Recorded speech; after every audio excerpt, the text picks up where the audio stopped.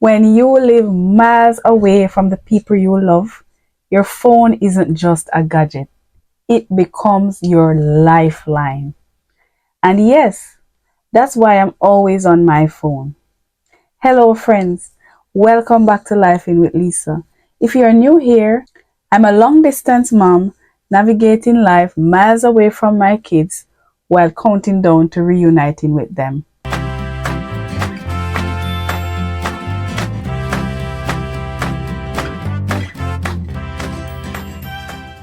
Today, I will be sharing with you 5 insights as to why I'm always on the phone as a long distance mom. Number 5 is going to be a story of an encounter with a former employer of mine about me being on the phone all the time.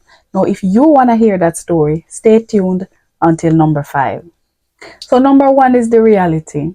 As a long distance parent, my phone is my lifeline. Hands down, that's just the reality, right? I don't get to sit at the dinner table with my kids. I don't get to tuck them into bed. My phone has become my biggest parenting tool. It is the bridge that connects me to their everyday lives. From school updates, funny moments, sad moments, that's how I stay connected. Constant texting, calling, follow-ups, updates. I become nagging sometimes, especially to my oldest. He's like, sometimes it's a lot. But that is how I connect with my kids. So the reality is clear. My phone is my connection tool that I use to bridge the gap between the distance and connect with my kids.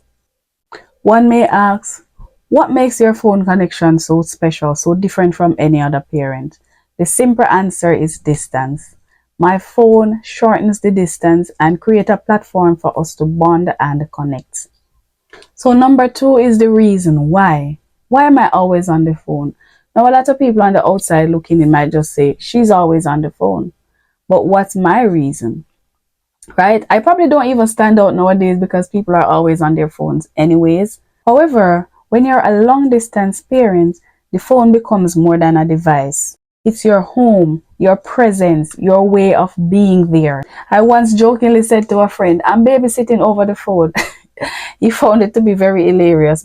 My phone is how I help with homework. It's how I reassure. It's how I discipline. It's how I make my kids know that I am here for you despite the distance.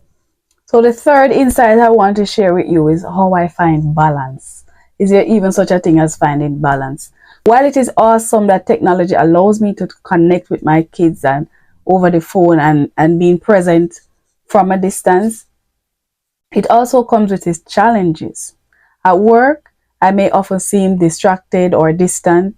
When I'm at home, I can't relax, right? So my reality is that it's like I constantly have to be there by my phone unless my kids are sleeping, right? So when I'm at home and in the daytimes, if I want to take a nap, what I usually do is I would call my kids and say, listen, I'm going to sleep from X time to X time. So don't call me during this time, or just because sometimes they're just calling to check in or whatever.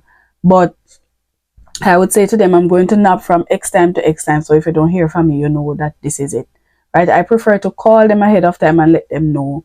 I'm afraid to put my phone on silent. It makes me anxious because if I miss a call, I'm gonna say, wow, what is this, so I, I try to save myself the anxiety from missing out on a call and not being able to reach them back because I communicate mainly via WhatsApp.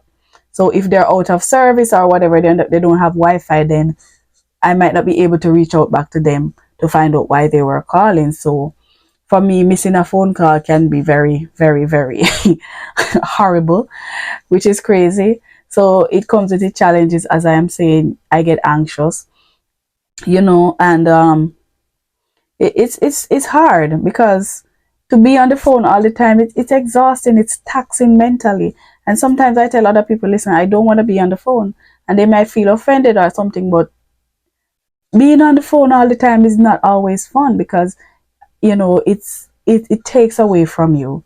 So for me to find balance, sometimes I say to myself, listen, you're here, there's some things you cannot control. So missing a phone call is not gonna kill you. Your kids are with people who are taking care of them. they are in good hands. So just leave it at that. So I find solace, I find a little balance from just trusting that God is in control, because I cannot physically control anything from where I am. And sometimes, even if I'm physically there with them, I still can't control certain things from happening. So, listen, I have learned to trust in God and say, God, this is it, you got this. So, though finding balance is difficult, I turn to my faith, my trust, my hope in God that, listen, He is true to His promises. He is able to do things that I can't even comprehend. So I just pray to Him, and sometimes I just have to shut off, because I can't keep going and going and going and going, to be telling myself that, oh, you have to keep on the phone and whatever. There are some things that I really cannot control, so I just put it in God's hands. And that has been where I find peace and solace. So if you're still here, you're in for a treat next with the story about my former employer and I, about being on the phone. All right, I just want to use this opportunity to encourage you guys that, listen, don't feel guilty for being on your phone all the time. It is your way of connecting with your family, with your kids, whatever your situation may be. Persons may judge. So don't feel guilty. It's how we show up. It's how we stay connected. Just know that you're doing your best to stay connected, and that's what matters most. So here we are at number 5. I hope you stuck around to listen to the story. So it's basically kind of two stories, a compare and contrast situation where my phone is concerned, where being on the phone was concerned.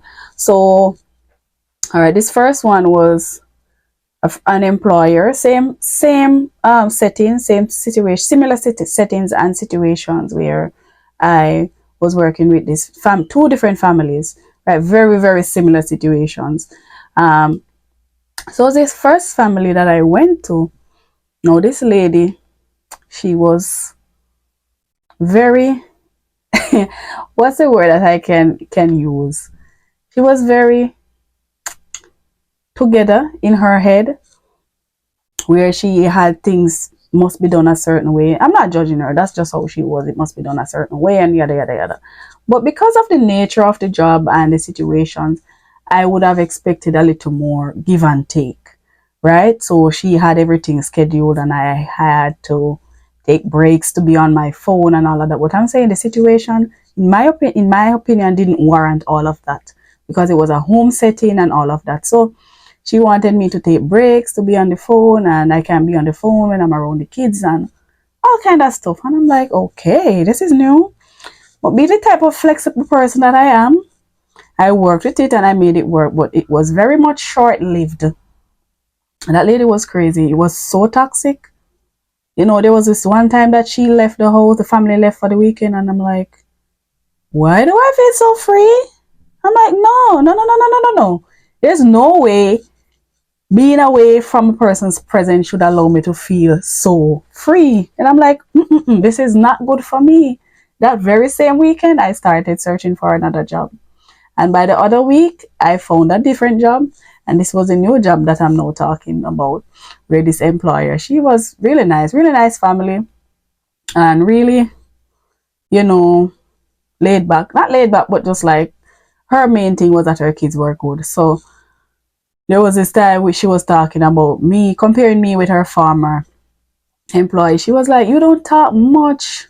But my other employee, she was very talkative and more, I'm like, okay. And it was like, you don't talk much in person, but on the phone, you talk a lot. You're always talking on the phone. It got to a point where she was like, she knew some of the person that I was speaking to, and could get in on the conversation and even ask me about, oh, is that so and so, is that so and so. At first I was like, is she shading me for being on the phone or whatever? But I'm like, nah, it wasn't no big deal. And it was just looking at the two different situations. And these people, they don't realize that, listen, while you're paying me to do certain things, you're expected certain things from a person, you must realize that people have their families outside of that, and you want them to give their all to your family, while basically neglecting their family to be with you. Well, yes, they're paying, but come on, Don't tell me, oh, I must take breaks to be on my phone, whatever. I'm miles away from my kids. What if there's an emergency and they need to speak with their mother? Come on. So that thing was very short lived for many reasons, and I just moved on. Because like people, they will take as much as you allow them to take from you. You know, especially when you're in certain situations and they know it. You gotta learn to stand your ground and make your ground rules, or move on. There's always something better. And then the fear of finding another job and, you know, starting over and relearning certain things is difficult when you're in certain situations and being away from your family.